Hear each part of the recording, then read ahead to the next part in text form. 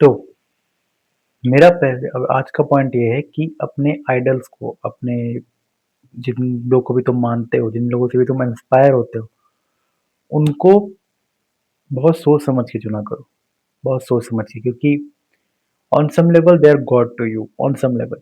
जिस क्योंकि अपने से ऊपर किसी भी चीज़ को अगर देखते हो, सोचते हो, तो ये बहुत श्योर रखो कि वो ट्रस्ट करने लायक है कि नहीं, if that can be trusted और नॉट। कि बहुत रेयर होता है that place can be trusted और that guy can be trusted. I don't think so, क्योंकि होता ही है, क्योंकि समय के साथ तुम देख रहे हो, तुम अपने आइडल्स बहुत जल्दी चुन लेते हो, बहुत नाइविटी में चुन लेते हो, बहुत ही बिना सोचे समझे वाले डिसीजन से तुम अपने आइडल्स चुन लेते हो। फिर होता क्या है, with time those idols somehow show you that they were not trustable। And why is that, ऐसा होता क्यों है कि मतलब कोई जिस चीज़ पे तुम भरोसा करते हो, जिस चीज़ पे तुम को एक हायर पर्पस दे देते हो अपने लाइफ में, अपने से ऊपर लाइफ में एक हायर पर्पस दे देते हो जिस चीज़ को, वो कहीं ना कहीं टिक नहीं पाता उस पैरामीटर पे, उस मोरालिटी के स्टैंडर्ड पे, जिस मोरालिटी स्टैंडर्ड पे तुम अपने से ऊपर कोई चीज़ ढूंढते हो। समझो बात को, तुम अपने से ऊपर कुछ ढूंढ रहे हो, वो तो बात रियल होगी, पर तुम अपने से ऊपर जो भी चीज़ ढूंढ रहे हो, किसी व्यक्ति से अटैच कर देते हो जब भी, तो कहीं न कहीं वो व्यक्ति उस सभी स्टैंडर्ड पे चलने के लिए मजबूर हो जाता है, और दिक्कत वही हो जाती है फिर, over expectation, lots of problems and all that. Same चीज़ अपने पार्टनर से को भी अपने से ऊपर मत देखो, बराबर देखो, अपने से ऊपर मत देखो। और सेम वे पेरेंट्स को भी ऐसे मत देखो, क्योंकि in the end they all are human beings यार। तुम उनको अपने से ऊपर देखते हो, कहीं ऊपर जाके देखते ऊपर देखते हो, और फिर उन पे ओवर एक्सपेक्टेशन आती है कि वो पेरेंट है, उनका काम है ये वो तो मतलब सब जानते हैं, और वो तुम्हारे डिसीजन लेते हैं उस हिसाब से, और डिसीजन तुम्हारा फायदा नहीं होता, फिर तुम उनको ब्लेम करते तुम उनको ब्लेम करते हो। लेकिन माना किसने पेरेंट्स को, भगवान माना किसने? तुमने। तुमने पेरेंट्स को अपने भगवान माना, तुमने अपने पेरेंट्स को अपने से ऊपर माना, तुम्हारी गलती। क्योंकि वो भी एक इंसान ही है, वो भी क्यूरियस इंसानों में से ही है, वो भी कोई सवाल का जवाब ढूंढ रहे हैं, वो भी कई सारी चीज़ें तलाशने की कोशिश कर रहे हैं। पर तुमने अपने से ऊपर मान लिया, तो तुमने मान लिया कि तुम्हारे सवालों के सारे जवाब उनके पास हैं, तुम्हारे पेरेंट्स के पास तुम्हारे सारे सवालों के जवाब है। अब तुम्हारे जो भी क्रिटिकल डिसीजन होंगे तुम्हारे पेरेंट्स लेंगे, क्यों? क्योंकि तुम्हारे सारे सवाल जवाब उनके पास हैं, तो वो बताएंगे, वो तुम्हारे लिए कोई डिसीजन लेते हैं। ठीक, कोई भी होता है, शादी का हो सकता है, बच्चे करने का हो सकता है, क्या पढ़ना है इस चीज़ का हो सकता है, वो ले लिया, क्योंकि तुम उन्हें भगवान मानते हो तो डिसीजन ले लिया। अब हुआ क्या इस पूरे फियास्को में, कि कहीं न कहीं वो डिसीजन डिसीजन तुम्हारे फ़ेवर में नहीं हुए। मान लो तुम्हारी शादी ऑन सम लेवल खराब हो गई, मान लो तुम मतलब कि तुम्हारे जिस स्ट्रीम में तुम जाना चाह रहे थे पढ़ने, तुम वहाँ नहीं पढ़ पाए, या तुम उसमें फ़ेल कर रहे हो, तो कहीं न कहीं ब्लेम पेरेंट्स पे आ जाता है कि भाई आपकी वजह से ऐसा हुआ। That's what we were calling जो parental trauma and whatever. But the whole problem is treating parents like god in the first place. They're not gods, they're just people. And you don't put people on a pedestal of a god, because they have to take responsibility of a god as well then। क्योंकि भगवान जब भला करते हैं तो आपके ऊपर एक ऑर्डर भी चलता है और आपका भला भी होता है, दोनों चीज़ें साथ-साथ होती हैं। अगर दोनों चीज़ें साथ-साथ नहीं हो रही तो सामने वाला भगवान नहीं है। और जब आपका भला भी नहीं हो रहा, और आपका अ, आपके ऊपर ऑर्डर भी चल रहे हैं, तो वही चीज़ ट्रॉमा हो जाती है। इसलिए अपने से ऊपर किसी को मत देखो, अपने से ऊपर देखना बंद कर दो लोगों को, अपने बराबर देखा करो। बराबर देखोगे तभी सही है। फालतू का पेरेंट्स से भी यही है कि फालतू की इज्जत बटोरने के लिए अपने आप को बड़ा मत बनाओ। आप नहीं हो बड़े, आप इतनी आसानी से बड़े नहीं हो जाओगे, क्योंकि आप भी कई सारी प्रॉब्लम से दूर हो जाते हो जब आप क्रिटिकल डिसीजन में किसी के घुसते नहीं हो तो। अब जैसे मान लो लड़की की शादी का है कि भाई फादर की जिम्मेदारी बनाती है कि लड़की की शादी करानी है, शादी सही जगह नहीं हुई, ठीक, मान लो लड़की मार खा रही है वहाँ पे, खुश नहीं है, 3 दिन दिन भर किचन में काम करवाते हैं उससे। मान लो ये केस है, ये सिनेरियो है, मान लो। तो उस सिनेरियो में तुम कैसे कह सकते हो कि as a father you took a good decision? You didn't. As a father you didn't take a good decision. आपके पास बोलने को है, लेकिन नहीं, आपकी बेटी आपको अपने से ऊपर मानती थी। वो मानती थी कि मेरी एग्जिस्टेंस से ज़्यादा इम्पोर्टेंट किसी और की एग्जिस्टेंस है, वो है मेरे father. And father took decision. तो फादर ने ऑर्डर तो चला दिए लेकिन भला नहीं कर पाए। ऑर्डर चला दिए लेकिन भला नहीं कर पाए। तो वही हो जाता है कि भगवान नहीं है सामने वाला।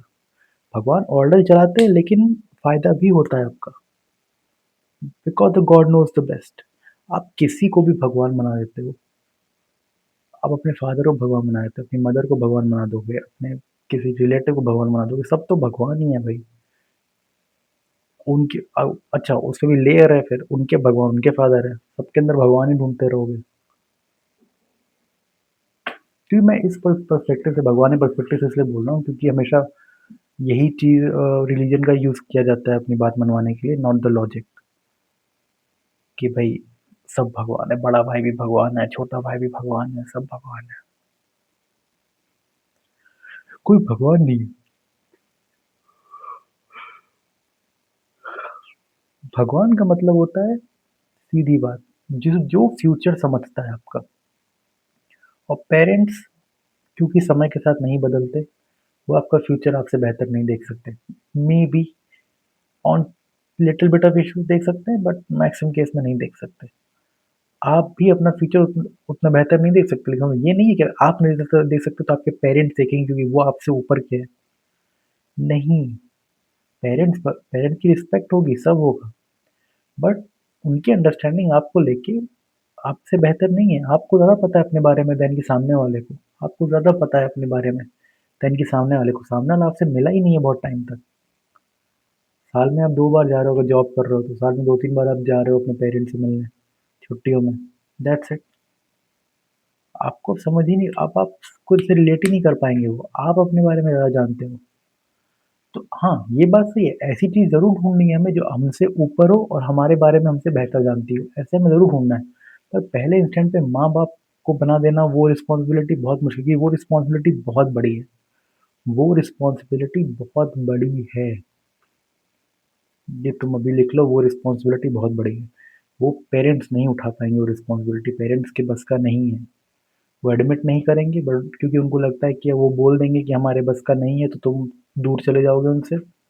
उनको इस बात का डर है, बट उनके बस का नहीं है, उनसे नहीं, वो उनको नहीं पता कि वो जो डिसीजन बनाएंगे वो तुम्हारे फेवर में होगा कि अगेंस्ट में, उनको नहीं पता। यही चीज़ समझनी है तुम्हें कि क्योंकि उनको नहीं पता, तुमको परख लेना है, तुमको नहीं पता। और वो नहीं बताएंगे चिल्ला चिल्ला के कि उनको नहीं पता, हमसे कहीं और पूछो। उनको लगेगा तुम्हारा ख्याल नहीं रख रहे हैं, तुम्हारा ख्याल नहीं रखेंगे तो उनको लगेगा कि, क्योंकि बेसिकली तुमसे रिलेशन जो बना होता है, बच्चे से रिलेशन बना होता है माँ बाप का, वो उसी बेस पे होता है कि भाई मैं इसका ख्याल रखता हूँ, बदले में ये मुझे प्यार करता है। That is the only relation, the parent child relation we have. कि पेरेंट बच्चे का ख्याल रखेगा तभी बच्चा पेरेंट को प्यार करेगा, बस। तो उनको लगता है कि हम ख्याल रखने की ज़रूरत पड़ेगी ही पड़ेगी, मुझे और करना पड़ेगा और करना पड़ेगा, वरना फिर ये मेरे से मतलब ही बंद कर देगा। वो डर बना रहता है पेरेंट्स का, वो बात गलत नहीं है, वो डर गलत नहीं है, बट उस चीज़ का इवॉल्व होना बहुत ज़रूरी है। वो आप एक पॉइंट पे रोक नहीं सकते। आप एक पॉइंट पे रुक नहीं सकते कि भाई जो रिलेशन बच्चा 5 साल का था तब था, वो रिलेशन आप 25 साल के लड़के और लड़की पे भी चला रहे हो, वो मतलब नहीं है।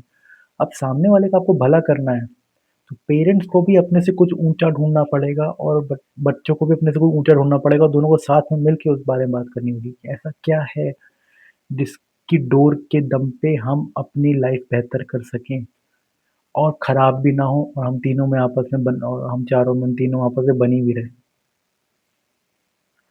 That's a big thing to say. ऐसा क्या है वो डिस्कस करने लायक, इस बारे में हम डिस्कस करें, हमारी लाइफ बेहतर हो और हम आगे बढ़ें।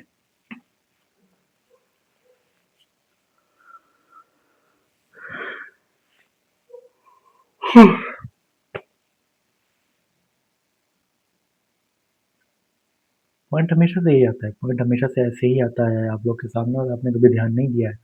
आपने सोचा है कि मेरे से ऊँचे बस मेरे माँ-बाप हैं और कोई नहीं है। आप भावनाओं में बह जाते हो, भावनाओं में बह जाते हो फिर वही मेरे से ऊँचे मेरे माँ-बाप हैं और उनका जो डिसीज़न होगा मेरे लिए वो सही होगा। नहीं होता, तुम्हें खुद पता है अपने डिसीज़न देख लो लाइफ़ के।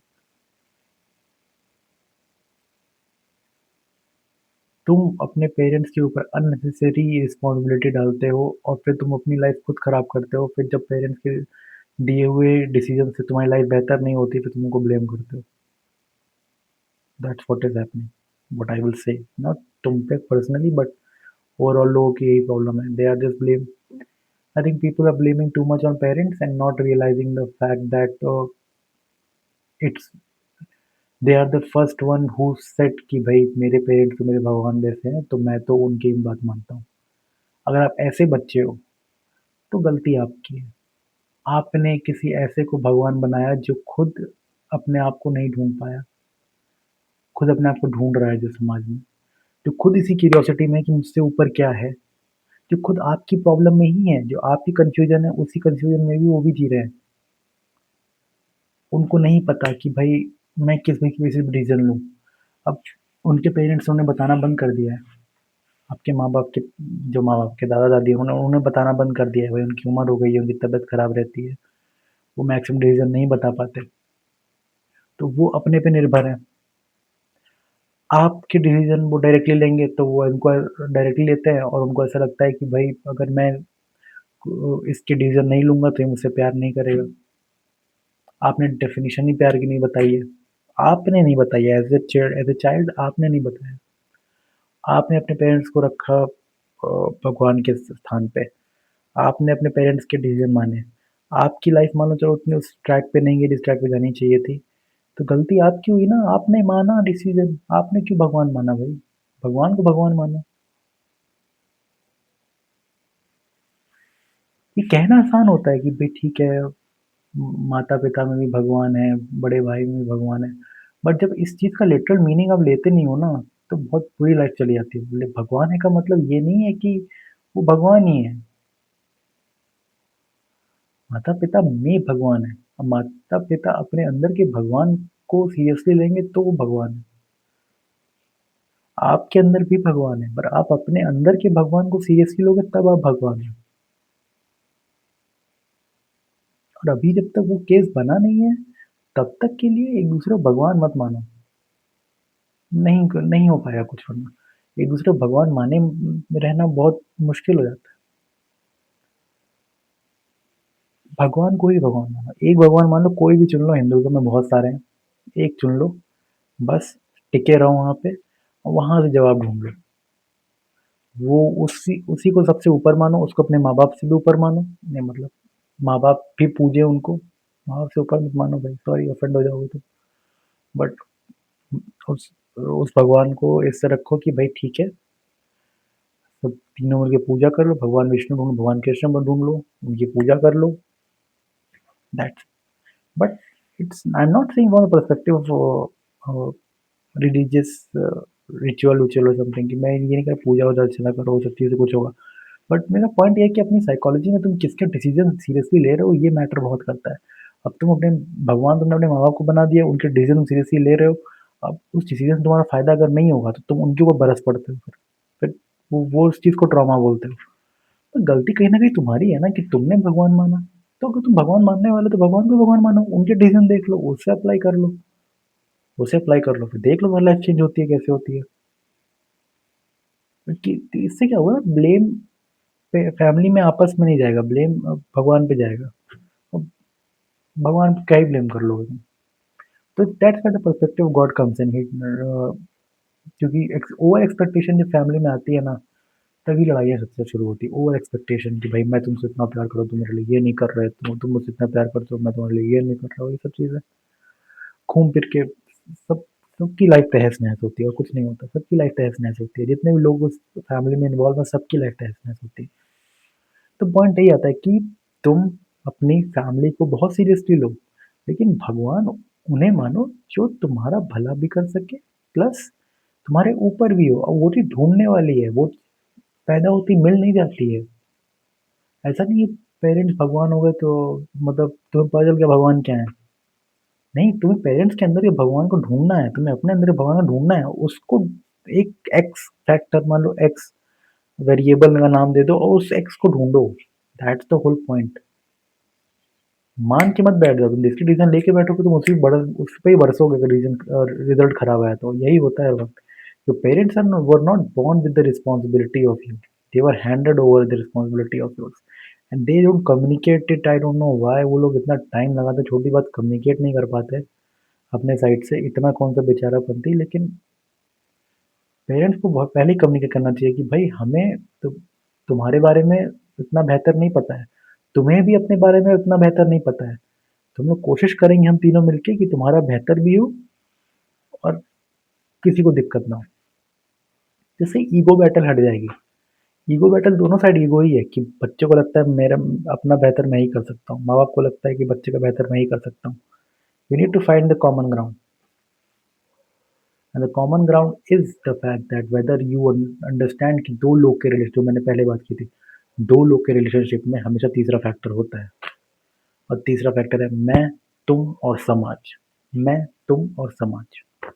मैं क्या हूँ, मैं अपने बारे में क्या जानता हूँ, मेरा आत्मज्ञान क्या है।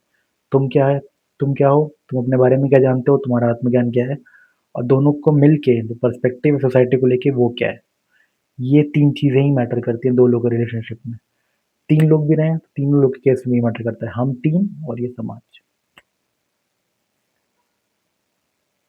समझो बात को जो मैं कह रहा हूँ। ये भगवान वाला तो कौन सा तुम्हें लग रहा है कि रिलीजियस बात, मैं रिलीजियस बात नहीं कर रहा। भगवान तुम उस हर चीज़ को मानते हो जो अपने से ऊपर समझते हो। तुम अपने माँ बाप को अपने से बहुत ज़्यादा ऊपर समझते हो, तुम्हें लगता है कि उन्हें सब चीज़ का ज्ञान है। नहीं है।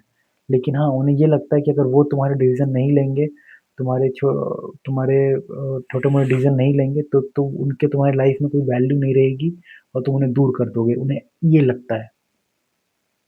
लिख लो ये बात। यही लगता है उनको। और क्योंकि उनको ये लगता है, इस वजह से वो तुम्हारे छोटे-मोटे डिसीज़न लेते हैं क्योंकि उनको लगता है कि भई यहाँ मैं रिफ्लेक्ट करूँगा तो ये मुझे याद तो करेगा कम से कम, ये तो याद ही नहीं करता।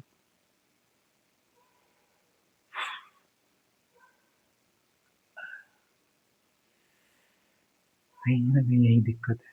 यही मेन प्रॉब्लम है और कोई प्रॉब्लम नहीं है, और कोई प्रॉब्लम है ही नहीं बॉस। कोई प्रॉब्लम और थी ही नहीं कभी। तुम्हें लगता है कि तुम्हारे पापा बार-बार तुम्हारा डिसीज़न क्यों ले रहे हैं? इसी वजह से ले रहे हैं, उनको लग रहा है कि उनकी कोई रेलेवेंस है ही नहीं अगर वो तुम्हारी रिस्पॉन्सिबिलिटी ना लें तो। प्रेम की डेफिनिशन सिर्फ़ हायर कॉन्शियसनेस से आएगी। प्रेम की डेफिनिशन बायोलॉजिकल रिलेशन से नहीं आएगी। प्रेम की डेफिनिशन सेम ब्लड से नहीं आएगी। प्रेम की रिलेशन सेम कास्ट से नहीं आएगी। प्रेम की डेफिनिशन आएगी तो सिर्फ़ और सिर्फ़ आएगी तुम्हारी हायर कॉन्शियसनेस से, तुम्हारी अपनी स्पिरिचुअल अंडरस्टैंडिंग से। अगर वो तुम्हारी अंदर आ गई, तब तुम जो डिसीज़न लो अपने लिए सब चलेगा। तुम कोई भी डिसीज़न ले सकते हो अपने लिए, सब चलेगा। और उस हायर कॉन्शियसनेस के लिए तुम्हें अपने आप को एक्सपोज़ करना पड़ेगा, चीज़ों के अगेंस्ट, प्रॉब्लम के अगेंस्ट, दिक्कत के अगेंस्ट। जब तुम्हें अंडरस्टैंडिंग हो जाएगी then you can make all the decisions तुम। अगर तुम्हारे पेरेंट्स में और तुम ज़्यादा हायर कॉन्शियसनेस हो, तो तुम अपने पेरेंट डिसीज़न ले सकते हो। क्योंकि उनके फ़ेवर में है, बिना चिल्लाए, बिना गुस्साए, बिना ज़बरदस्ती किए, बिना कुछ फालतू बोले। अगर तुम उनके डिसीज़न लो और उनकी लाइफ़ बेहतर करो, because you have the higher consciousness now, then it's good. अगर तुमने अपने अंदर के भगवान को ढूँढ लिया है अपने पेरेंट्स से पहले, देन इट्स बेटर। तो तुमने ही नहीं ढूँढा है, तो बहुत श्योर रहो किसको तुम भगवान कह रहे हो। बहुत श्योर रहो। तुम्हें आइडिया नहीं है अभी भगवान कौन है। ओके? चलो बाकी बाद में बात करता हूँ। बाय।